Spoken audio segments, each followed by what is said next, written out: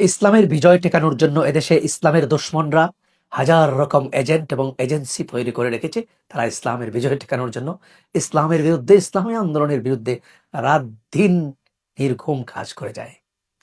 এদের অনেকে কাজ করে ভিতর থেকে, অনেকে কাজ করে বাহির থেকে। ভিতর থেকে ইসলামের নামে ইসলামের লেবাসদারীরা অনেকেই ইসলামকে বিভক্ত করার, উম্মতকে বিভক্ত করার জন্য তারা কাজ করে, ডিভাইড করার জন্য তারা কাজ করে।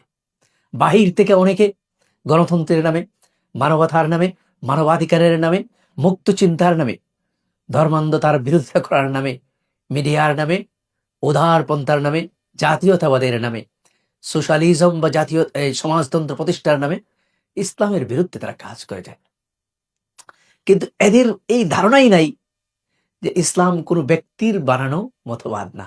সুতরাং কোনো ব্যক্তির পক্ষে ইসলাম ধ্বংস করা, ইসলামের পুনর্জাগরণ ঠেকানো, ইসলামের বিজয় ঠেকানো কোনোভাবেই সম্ভব না। ইসলাম সম্পূর্ণভাবে আল্লাহর ইচ্ছায় পরিচালিত এবং আল্লাহর পক্ষ থেকে আগত।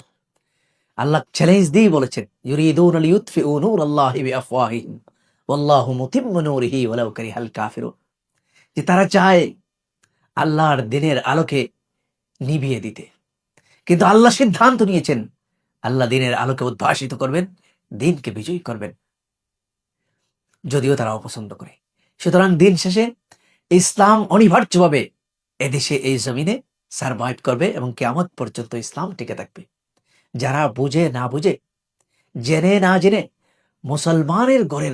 মুসলমান ঘরের সন্তান হওয়ার পরেও ইসলামের বিরোধিতা করছে, নানা ধরনের মতবাদে, সোশ্যালিজমের নামে, মানবাধিকারের নামে তারা ইসলামের বিরোধিতা করে যাচ্ছে, তাদের তওবা করে ইসলামের দিকে ফিরে আসা ছাড়া কোনোভাবেই তারা ইসলামের আলোকে এই জমিন থেকে নিভিয়ে দিতে পারবে না।